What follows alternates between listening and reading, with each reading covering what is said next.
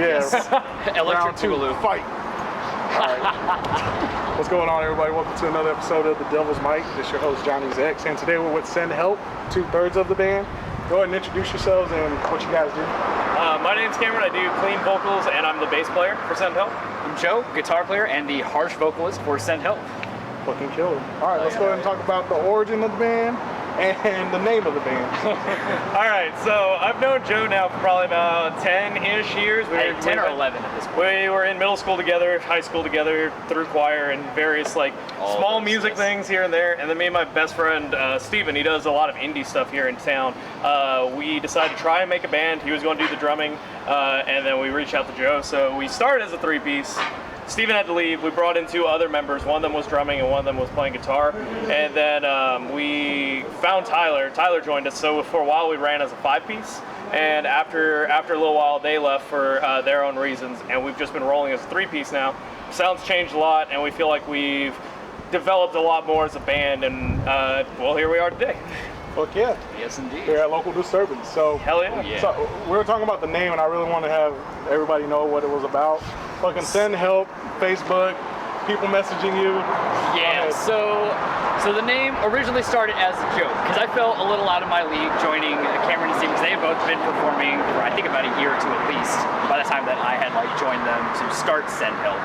So it was kind of like a cry for help in my sake at least because I more or less felt out of my league doing it. But then kind of just kept rolling with it, and then Cameron ended up buying a plunger from, or he bought, or I took bought one it from his work. I bought a plunger at Dollar Tree on my break and stuck it to one of my friend's windshield. He's like, I don't want this shit, and he threw it in my car. And I brought it to practice, stuck it to the floor. I was just like, there's our logo. Send help. We sound like shit. We need a plunger. And we still got the plungers now. And it's we got patches with the plungers, and we got shirts with Shirts with the plungers. great. Got to roll with the logo. Yeah, right. Now, do you bring the plunger to any of the shows? We've been As of talking yet. about it. We're trying to figure it out. We're like, how should we do this? We want to do it right. I got it right here. Easy. You come out on stage, bloop. We're Send Help. Sound start off, to say, and yeah. then start. Start with Nala. Exactly. Yeah. See, That'd be boom. perfect. Perfect intro. Yes. So if y'all see that, y'all know where it came from. Let's go ahead and talk about we didn't talk about the messages. The elderly Messages. people. We have gotten a few messages, still a few messages from people thinking that we actually need help. Or think that we're the Facebook helpline on our Facebook page. So we'll have Yeah. elderly people, how do I fix this? We had one dude from Mexico be like, how do I get unblocked? And we're just like, can't help you. We got people just like, do y'all need help? And we're like, we don't. Check out our music. We don't know if you like it, but check it out. You can help us that way by checking out our music. Exactly. That's what you gotta come back with. Oh yeah. But help us out by absolutely. clicking this link. You know what I'm saying? All right. And another thing I wanted to mention was they emailed us a while back asking to be on the show, and all I saw was Send Help, and I wasn't freaking out, but I was like, oh shit, like people are really asking for help through email. And I opened it up. So it really to needs find help. out, yeah. Yeah, right. Yeah, right. They took the time to write an email, but it was just them. They wanted to get interviewed, and here we are today. So let's go ahead and talk about the recent release and the DIY recording. Yeah, so we are completely DIY with we make our own merch. We self-record. We have our own recording studio that we built through the band, just contributing, and then just from shows and merchandise. We've built our own studio, and Joe's our technician. He records everything, mixes, masters, and we're starting to branch out and actually start to record other bands. So anyone watching this needs some help, let us know. But we dropped 2 singles, one back in March called Nala, and one right before we went on tour called Down to the Earth. And they're off our upcoming album, which is called Distress Signals. Yes. We're actually going to be releasing it next month on September 13th, and our release show is going to be 2 buildings over at Vibes Underground. We're really excited. Woke up this morning, we sat in his car for like an hour listening to all the rough mixes. Yeah. And it's coming together. You want to talk anything about how all that goes? It's been a long journey. A few setbacks in terms of main effect pedals being used for the recordings, but for recording in sort of like the furthest bedroom away from the streets, it's raw, it's DIY, it's Send Help. That's what I can't say about it. It works. it works, and that's all that matters, right? Oh yeah, definitely. Now, the songs that you did release, talk about any backstory or any type of like storyline that it's going to bring to the album itself, or if it even has an album storyline. But so a lot of our songs and everything, with the album being called "Send Help" and "Distress Signals," we're kind of doubling down on our whole theme of like needing help and everything like that. So everything's in a way kind of talking about different things, different stories. Our drummer writes all the lyrics. He's very, what's a good word for it? How many words he uses. He elaborates a lot. Yeah, he writes a story. All the songs are different stories. Some of them more vague than others. Like Nala, our first single that came out this year, was the only thing we really got from it was the death of innocence. And listening to the lyrics, it kind of sounds like maybe like an internal battle or anything like that. But that's kind of the synopsis of that one. For Down to the Earth, it's more, we were thinking simpler. We were thinking it was like this broad thing about like environment and everything, like a Gojira style thing, because it was like talking about birds dying and stuff. He's like, no, remember a couple of years ago when it was so hot the birds were just dropping? That's what it's about. I'm like, all right, simple but to the point. Yeah, right. So basically all the songs on the album have different elements and different things talking about like needing help. Like there's one on there called Selbstmord, right? And that one is regarding the topic of suicide and everything like that. So it's each of the songs are different in their own way, and how we wrote it, we wrote each one like separately. We didn't kind of write it cohesively as an album, so each song sounds very different than others. They have elements that are similar and tie in, but if you listen to one song and then immediately jump into Nala or like Contamination that we played today, it's like, oh shit, that's a lot different. A whole different vibe and a different sound.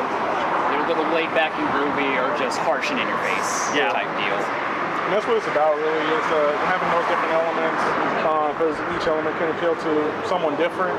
You know, it doesn't have to be just strict, this is what we are, you know, you can mix it up a little bit, get different, you know, audience, listeners, things like that. Yeah, that's kind of our style. It's just kind of like each song is different, and also we really like rolling with odd time signatures. Like we have one called Save Our Ship, or SOS, and it's written to the Morse code for SOS. No shit. So yeah, so there's like 3 or 4 riffs in there that have the like 3 short, 3 long, 3 short. But because of that, we have to add an additional note in there, which makes it end up coming out to like 7/4 in as far as the time signature goes. 7/4. It's really weird. It's kind of annoying. Weird and strange, but it does work. Right, that's what it's all about. Oh yeah, definitely. So let's talk about any shows that you might have thought were, you know, more memorable and why they are memorable. You got one? I got Arboroth. Oh shit. Yeah, I do want to say Arboroth.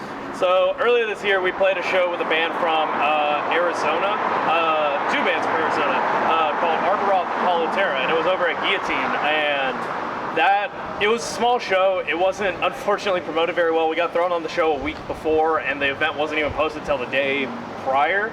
Yeah. So it was a really small show, but it was a party nonetheless. These guys sound like heavy influence from Pantera, Washburn and Dean, and all the 9 yards. It was great, and I think probably easily 70-80 jello shots between all 3 bands. They got some dude up on stage, got him pretty drunk for his birthday, and then there was probably no more than like 30 people there, but we had a pit going, and it was rowdy. We were getting like thrown around, and their bass player was insanely good. Like I was just watching, I was like, oh man.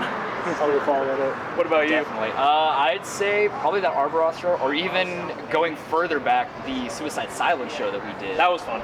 Back in when Alamo City was still open, so we were able to open up for. It was at Paper Tiger. It was at Paper Tiger. Fuck. All right. Sorry. Paper Tiger. Yeah.